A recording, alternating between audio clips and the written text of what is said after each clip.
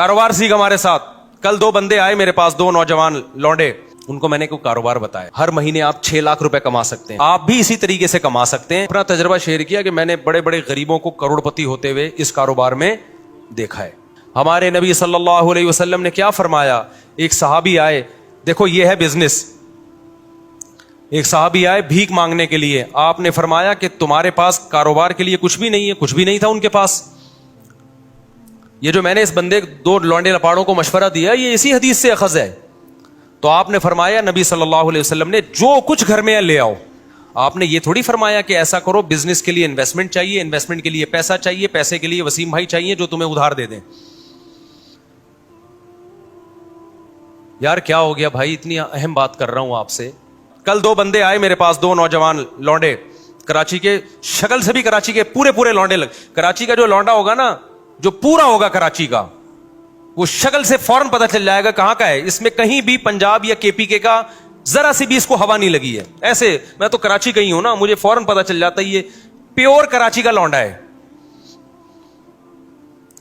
बारीक सा होगा, मुंह में गुटके की एक स्मेल आ रही होगी, ये कुछ अलामतें बता रहा हूं, ठीक है ना। बारीक, बातें ऐसी होंगी, ओ हो, जैसे इससे बड़ा बदमाश दुनिया में पैदा नहीं हुआ। और होगा क्या, बारीक, कहां से आ रहे हैं, किधर को जा रहे हैं, ये स्टाइल होगा बात करने का। उर्दू की ऐसी की तैसी की हुई होगी उसने। खैर अभी मैं ज्यादा फजाइल नहीं बताता, मैं कराची के हमारे अपने लोग नाराज हो जाएंगे, बोलेंगे वो सब क्या कर रहे हो आप। जो खास कराची के इलाके हैं ना, उनकी बात कर रहा हूं। आप थोड़ा ऊपर के इलाकों में जाओ तो फिर थोड़ा सा डिजाइन चेंज होता है, लेकिन जो खास स्पेसिफिक कराची के असल इलाके हैं, मैं नाम नहीं लूंगा। 2 लौंडे आए ना, क्रिप्टो करेंसी के बिजनेस, दिमाग क्या चल रहा है। मैंने कहा तुम्हारे पास है क्या, कह रही है जायज है नाजायज। मैंने कहा जायज नाजायज तो बाद में, तुम्हारे पास क्रिप्टो करेंसी में खरीदने के लिए है क्या। उन्होंने जो रकम बताई ना, मैंने कहा इसमें 4-6 गुटके आ सकते हैं। में क्रिप्टो करेंसी तो एक जुए की तरह है, इधर से उठा के करोड़पति बना दिया, उधर से जिनको गिराया है उन पटखे हुए लोगों को भी तो देखो, जिनको रोड पे ले आई है। कह रहे फिर हम क्या करें।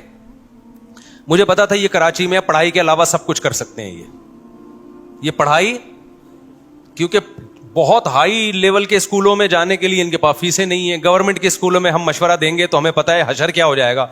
अभी सिर्फ गुटके पे है, वहां किस पे आ जाएंगे, सुट्टे पे आ जाएंगे। अब इनके पास पढ़ाई का ऑप्शन बोलो नहीं है। क्रिप्टो करेंसी और टोपी ड्रामा, मैंने कहा भाई मरेगा तू, अभी तुम लोग यंग लड़के हो, बिल्कुल तुम्हें बर्बाद, हमारा पैसा बर्बाद हो जाएगा सारा। कहने फिर क्या करें। मैंने कहा भाई अब तुम ये करो, उनको मैंने कोई कारोबार बताया, आपको नहीं बताऊंगा मैं, क्योंकि मैं कोई मोटिवेशनल स्पीकर नहीं हूं कि लोगों को ये बताऊं कि हर महीने आप 6 लाख रुपए कमा सकते हैं। देखा ना आपने, यूट्यूब पे आ रहा होता है हर महीने आप 6 लाख। असल में इस तरीके से वो हर महीने 6 लाख रुपए कमा रहा है। आप भी इसी तरीके से कमा सकते हैं कि लोगों को बताइए, एक यूट्यूब पे अच्छा सा उन्वान लगाइए, आप हर महीने 1 करोड़ रुपए कमाइए, तो आपके जो चैनल है उसके इतने व्यूअर्स आएंगे। मोनेटाइज किया हुआ है आपने यूट्यूब के चैनल, इतने व्यूअर्स आएंगे। यूट्यूब जो है व्यूअरशिप पे आपको पैसे देता है, तो वो कमाए ना कमाए, आप बोलो कमा ले। तो मैंने उनसे कहा ये जो हर महीने 1 लाख कमाना, 1.5 लाख कमाना, ये खोपड़ी शरीफ से निकाल दो, यही सारे फसादात की जड़ है। इससे इंसान जाता है डिप्रेशन और टेंशन में। काम की बात है, सुन लें आप लोग भी। मैंने कहा जितने पैसे आपके पास है ना, जिनमें थोड़े से गुटके आते हैं, इसको गुटके में जाया ना करना। तो उनको एक मैंने छोटा सा मशवरा दिया, आप अमल ना करें। देखो हर मशवरा हर एक के लिए नहीं होता, ऐसा ना हो बर्बाद कर दो पैसा अपना। मैंने कहा यार तुम कुछ भी, तुम तो इससे प्रॉपर्टी भी नहीं ले सकते, और आजकल तो वैसे भी कराची में प्रॉपर्टियां बहुत गिरी हुई हैं। मैंने कहा तुम सीधा सीधा ना माहिरीन इतवार बाजार जाओ जहां परिंदे बिखरे होते हैं, और मैंने कहा ये दिमाग में ना रखना मैंने हर महीने 1 लाख कमाना है, मैंने हर महीने 2 लाख कमाना है, मैंने हर महीने 4 लाख। इससे सिवाय डिप्रेशन के कुछ भी हासिल नहीं होगा। आप ये बोलो मैंने इतना कमाना है जिससे मेरी बुनियादी जरूरत पूरी हो जाए। फिर अल्लाह रिस्क के दरवाजे खोलेगा तो ऐसा खोलेगा क्या बहुत कुछ देगा आप। और अभी से खोपड़ी बना ली ना ये मेरा हदफ है, तो भाई ये अल्लाहु यबसुतुर रिज़्क़ लिमन यशाउ व यक़दिर, जिसके लिए चाहता हूं रिस्क के दरवाजे खोलता हूं, जिसके लिए चाहता हूं रिस्क के दरवाजे बंद कर देता हूं। ये तुम्हारी सोच पे नहीं मिलेगा कि मैं हर महीने 6 लाख चाहता हूं तो 6 लाख मिल जाएं। ایسا نہیں ہونے, ڈپریشن ملے گی اور کچھ نہیں ملے گا. میں نے کہا آپ کے پاس جو اسباب اور وسائل ہیں آپ اس میں اسٹرگل کرو. تو میں نے کہا میں آپ کو بتاتا ہوں, ایک مشورہ دیتا ہوں, اور پہلے آپ کو بتا دوں آپ نے اس مشورے پہ عمل نہیں کرنا ورنہ کوئی مرے گا تو مجھے پکڑے گا. میں نے کہا اتوار بازار جاؤ, پرندوں کی مارکیٹ دیکھو کون سا پرندے کا نام کیا ہے اور کون سا پرندہ کس قیمت پہ بولو نا بک رہا ہے, اور کون سا بہت زیادہ بک رہا ہے جس میں لاس کا چانس نہیں. 1 مہینہ یہی کام کرو, جا کے بازار میں بیٹھ جاؤ بس, سمجھو. اس کے بعد میں نے کہا آپ کو مارکیٹ میں نا 1 مہینے میں اندازہ ہو جائے گا کہ یہ پیرٹس یا یہ برڈ ایسا برڈ ہے کہ اس کو خریدنے میں انویسٹمنٹ کم ہے اور پروفٹ تھوڑا ہے لیکن یقینی ہے. میں نے کہا وہ لا کے گھر میں ڈال دو, انڈے بچے پیدا ہوں گے, اس کو لے جا کے مارکیٹ میں بولو نا بیچ دو. سمجھتا ہے؟ تو میں نے کہا اپنا تجربہ شیئر کیا کہ میں نے بڑے بڑے غریبوں کو کروڑپتی ہوتے ہوئے اس کاروبار میں دیکھا ہے. بڑے بڑے غریبوں کو دیکھا ہے کہ جنہوں نے محنت سے یہ کام کیا نا, بہت پیسہ کما لیا انہوں نے, لیکن اس میں لاس بھی بہت ہے. تو وہ پرندہ نہ خریدو جس میں لاس کا چانس ہو. سمجھتا ہے کہ نہیں سمجھتا؟ یہ جو پرندے آتے ہیں نا, یہ کیا نام ہے, چکس جو آتی ہیں, بلیک چک اور وائٹ چک آیا کرتی تھی ایک, یاد ہوگا اس کے قیمتیں آسمانوں پہ پہنچی ہوئی تھی. میں نے نہیں خریدی تھی اس دور میں بھی, میں نے اپنے گھر میں پرندے لے کے ڈالے ہوئے تھے, برڈز, بزنس کی نیت سے. وہ سستے والے پرندے ڈالے ہوئے تھے, بہت زیادہ پیدا ہوتے تھے.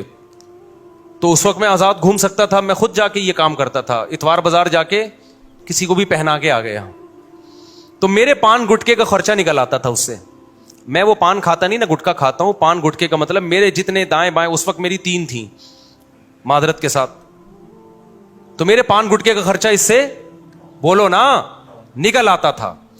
ہمارے دوست نے کیا, مفتی صاحب یہ کیا کر رہے ہو یار, یہ آپ سستے والے چکس لیے بھی, آپ نے بلیک چک اور وائٹ چک لو. اس سے یہ ہوگا کہ ایک جوڑا 5-6 ہزار کا بکے گا, اور جب 100 بیچیں گے تو 5,000 کو 100 سے آپ ضرب دیں تو دیکھو فلاں نے گاڑی خرید لی, فلاں نے. میں نے کہا بھائی یہ مصنوعی چیز ہے. تو انہوں نے کیا کیا, کئی لاکھ روپے کا سیٹ اپ ڈالا, بلیک چک اور وائٹ چک کے انڈے بچے دے دنا دن ایک دم گئے, اتنا پیسہ آنا شروع ہوا. اس کے بعد بلیک چک اور وائٹ چک کی قیمتیں دھڑام سے جب نیچے آئی ہیں تو وہ بھی دھڑام سے کنویں میں چلے گئے, نیچے بھی نہیں. سمجھ میں آ رہا ہے کہ نہیں آ رہا ہے؟ بات نہیں آ رہی میرا خیال ہے. تو یہ جو جب آپ دماغ بنا لیتے ہو نا کہ ہر مہینے منتھلی اتنا, اور پھر کچھ موٹیویشنل اسپیکر جو بے وقوف ترین ہے وہ آپ کو الو بھی بنا رہے ہوتے ہیں, تو وہ آپ الو بن جاتے ہو. تو اللہ, رزق اللہ کے ہاتھ میں بھائی. آپ حدیث میں آتا ہے, نبی صلی اللہ علیہ وسلم نے فرمایا, نبی صلی اللہ علیہ وسلم کو جب 2 چیزوں میں سے اختیار دیا جاتا تھا نا, آپشن ہوتا تھا آپ کے پاس, ہمیشہ وہ آپشن اختیار کرتے جس میں نفع بے شک کم ہو لیکن نقصان کا اندیشہ نہ ہو, رسک نہ ہو اس میں. ہمارا نوجوان رسک لے کے پیسے نوٹ چھاپنے کی کوشش کرتا ہے. سمجھتے ہو کہ نہیں سمجھتے ہو؟ تو میں نے دیکھا ہے جو زیادہ کاروبار کی باتیں کرتے ہیں نا وہ کاروبار کرتے نہیں ہیں, اور جو کرتے ہیں وہ باتیں نہیں کرتے, وہ مارکیٹ میں جا کے بیٹھ جاتے ہیں. میں نے ایسے ایسے لوگوں کو دیکھا ہے, تھوڑے تھوڑے پیسوں پہ انہوں نے بزنس کیا اور اللہ نے کروڑپتی بنا دیا. اچھا وہ 2 لونڈے آئے تھے کراچی کے, وہ یہ بھی پوچھ رہے تھے, مجھ صاحب ہم بڑی انویسٹمنٹ کے لیے ادھار لینا چاہتے ہیں کسی سے, تو ہم چاہتے ہیں کہ ادھار. میں نے کہا یہ حماقت کبھی نہ کرنا, جتنے پیسے تمہاری جیب میں ہے اس سے شروع کرو, ادھار کبھی بھی بولو مت لو, ورنہ یہ ہوگا کہ ایک نئی ٹینشن کھڑی ہو جائے گی. اپنے پیسوں سے جو کام ہوتا ہے وہ محنت کے ساتھ ہوتا ہے, دوسروں کے پیسوں سے جو کام ہوتا ہے میرے بھائی اس میں فری پھوکٹ کے پیسے ملتے ہیں, اس میں کام نہیں ہوتا. جب اپنے پیسوں سے ہوگا نا کہ یہ میرے گٹکے کے پیسے تھے, آج میں گٹکا بچا کے نہیں کھا رہا, گٹکا تڑپ رہی ہے جان, وہ جب انویسٹ کرے گا تو 100 دفعہ سوچے گا, ایسا نہ ہو کہ کل یہ گٹکا بھی جائے, اس سے بھی جاؤں میں. ہمارے نبی صلی اللہ علیہ وسلم نے کیا فرمایا, ایک صحابی آئے, دیکھو یہ ہے بزنس, ایک صحابی آئے بھیک مانگنے کے لیے, آپ نے فرمایا کہ تمہارے پاس کاروبار کے لیے کچھ بھی نہیں ہے, کچھ بھی نہیں تھا ان کے پاس. یہ جو میں نے اس بندے 2 لونڈے لپاڑوں کو مشورہ دیا یہ اسی حدیث سے اخذ ہے. تو آپ نے فرمایا, نبی صلی اللہ علیہ وسلم نے, جو کچھ گھر میں ہے لے آؤ.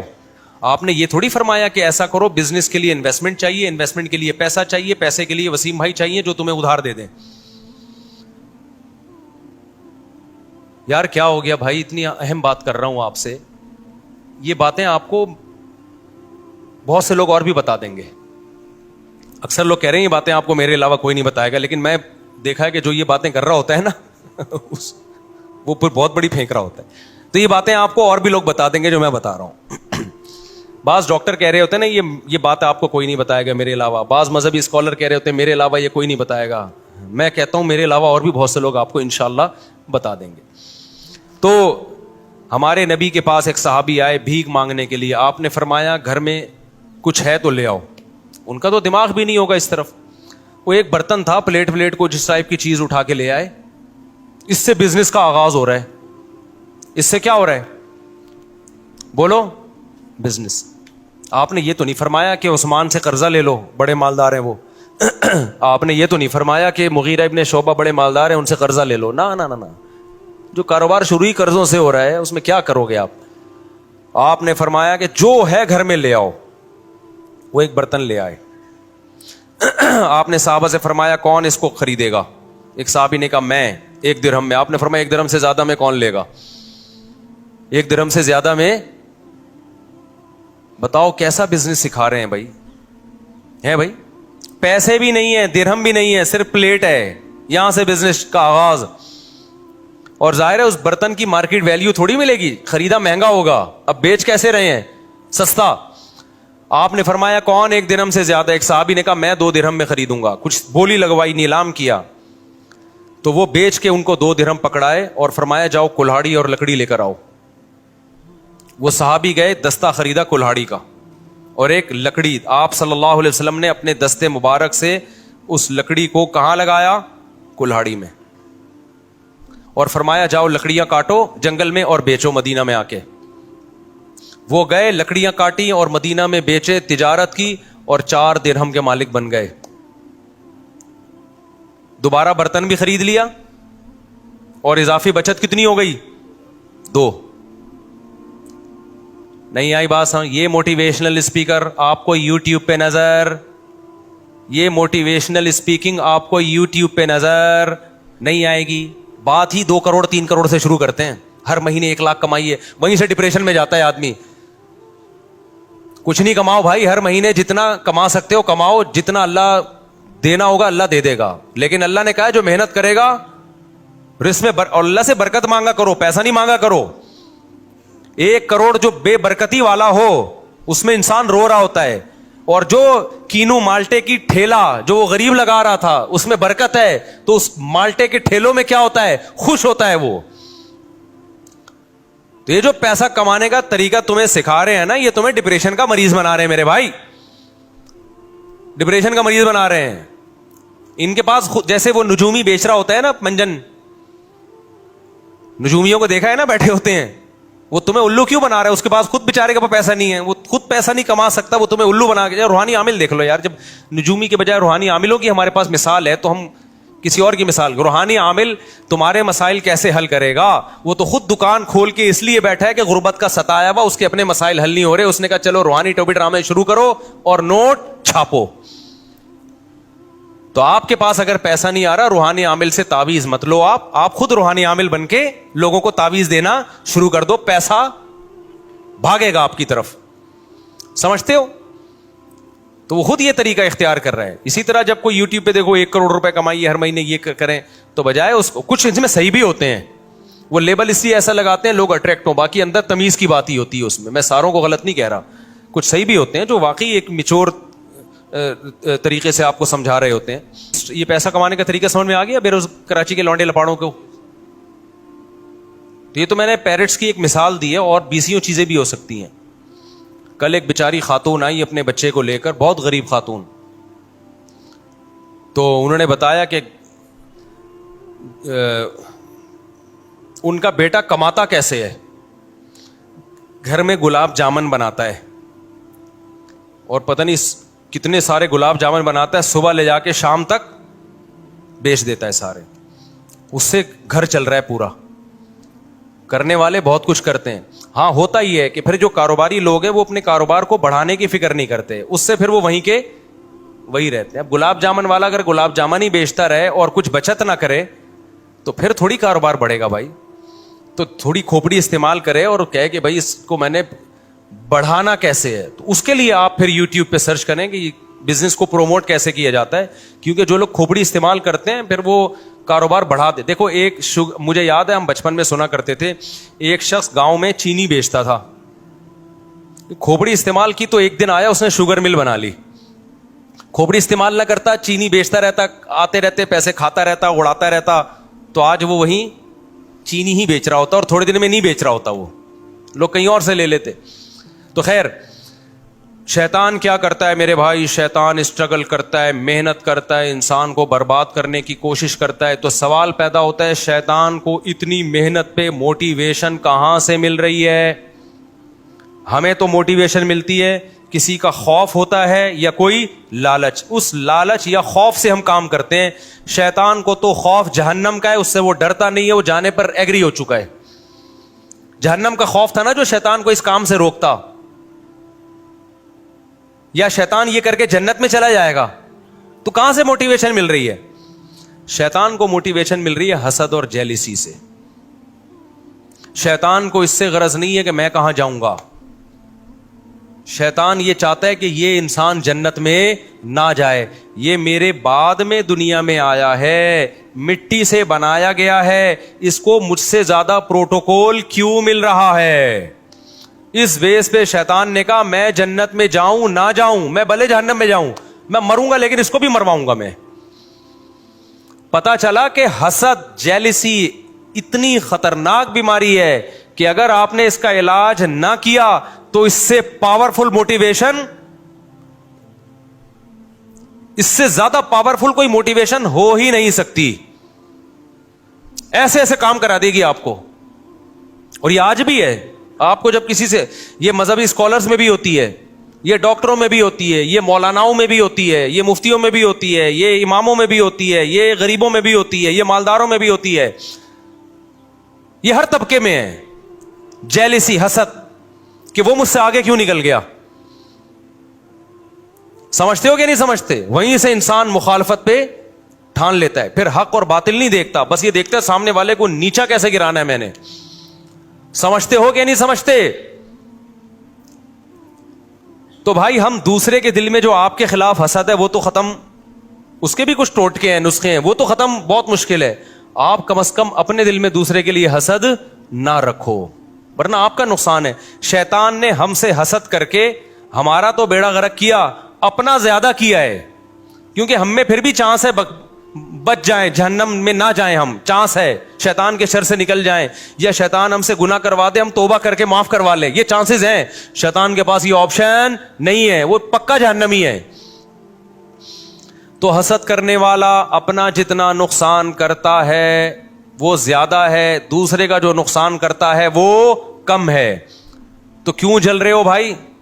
کسی کی ترقی دیکھ کے, آپ کا دوست فلاں آگے نکل گیا, اس نے زیادہ پیسے کمانا شروع کر دیے, وہ یہ ہو گیا وہ ہو گیا. مذہبی اسکالرز میں حسد کہ اس کے ویورز اتنے زیادہ ہو گئے, اس کے سبسکرائبر اتنے زیادہ ہو گئے, اس کے واچنگ ٹائم اتنا زیادہ ہو گیا. یہ مذہبی لوگوں میں چل رہا ہوتا ہے.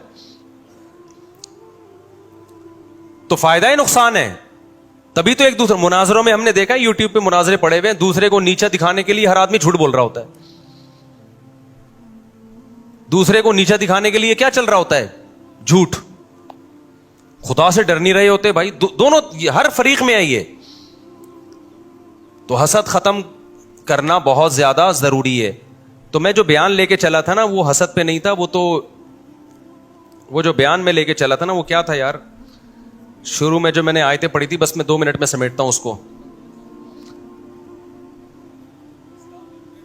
ہاں, میں اصل جو بیان لے کے چلا تھا نا وہ یہ لے کے چلا تھا کہ اسلام میں مکمل داخل ہو جاؤ. تو مکمل داخلے سے روکتا کون ہے؟ شیطان. جو میں اصل بیان لے کے چلا تھا وہ یہ تھا کہ اسلام میں مکمل داخل ہو جاؤ تو شیطان غیر مسلم کو اسلام لانے سے روکتا ہے.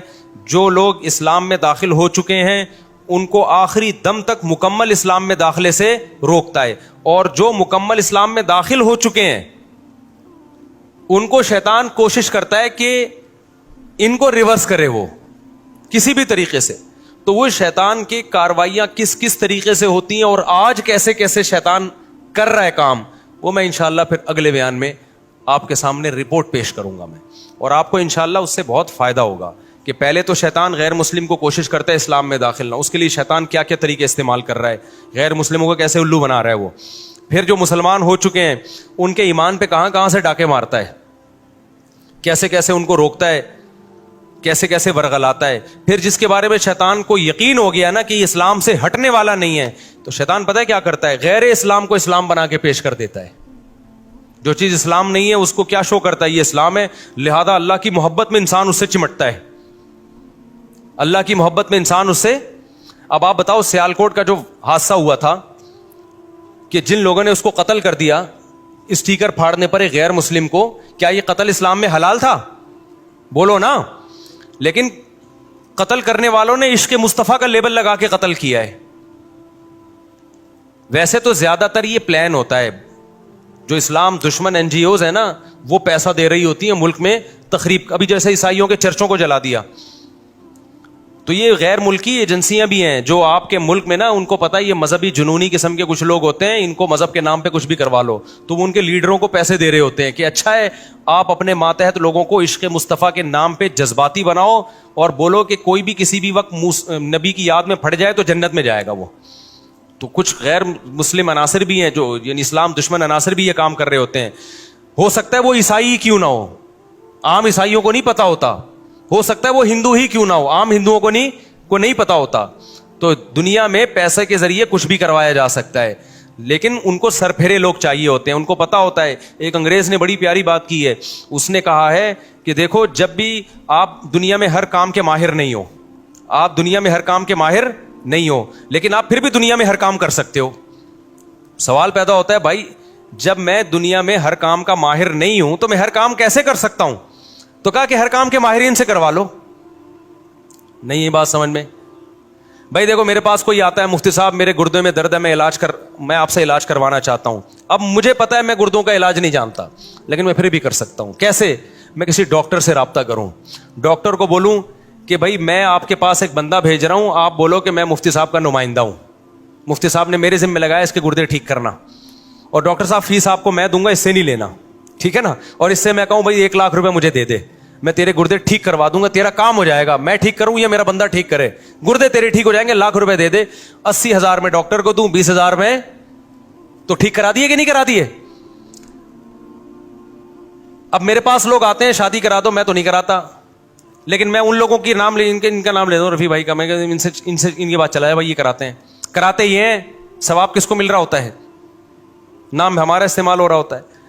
اب میرے پاس کوئی بندہ آتا ہے کہ جی مجھے کوئی عمارت بنوانی ہے، میں کہتا ہوں وہ فلانا، لیکن پیسے نہیں لے رہا ہوتا ان چیزوں کے میں، اور آیا بھی نہ کریں ان کاموں کے لیے، میں تو ایک مثال دے رہا ہوں. تو اب مجھے ایک بات بتاؤ، وہ ایک انگریز نے ایک بات لکھی ہے کہ آپ دنیا کا ہر کام کر سکتے ہو، کیوں آپ ہر کام کے ایکسپرٹ نہیں ہو، لیکن دنیا میں ہر کام کے ایکسپرٹ موجود ہیں، ان سے کروا سکتے ہو آپ.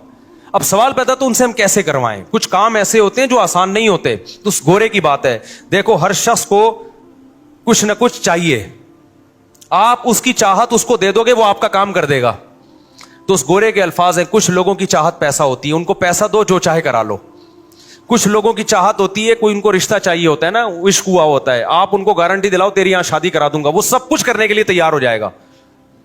اس کے میرے پاس بڑے واقعات ہیں، ایسا کیا بھی ہے لوگوں نے.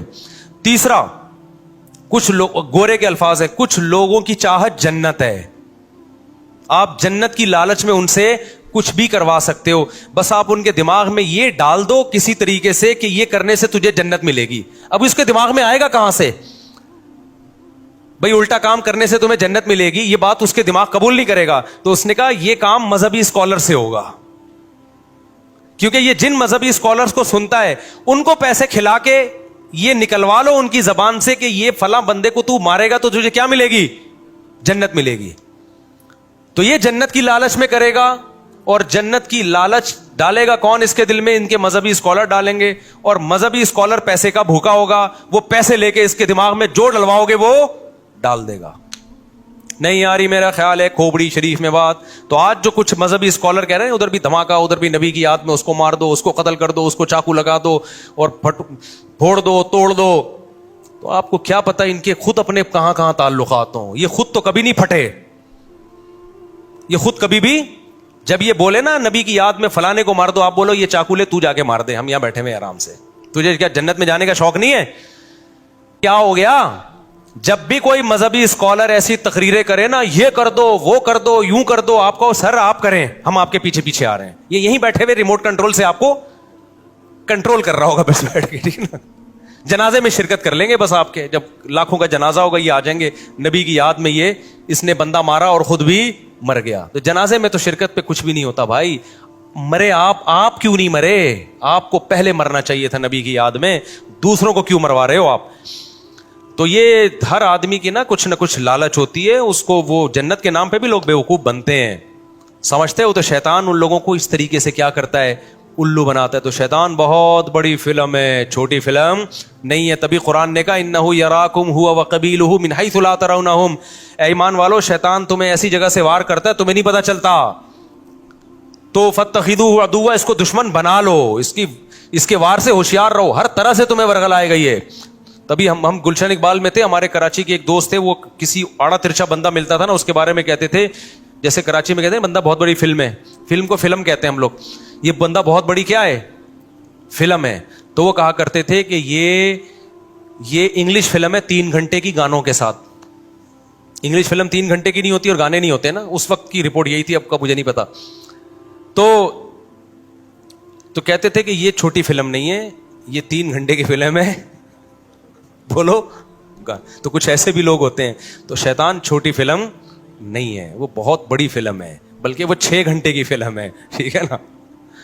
اور ہر 5 منٹ کے بعد اس فلم میں گانا بھی ہے. تو شیطان کو آپ ہلکا نہ لو میرے بھائی.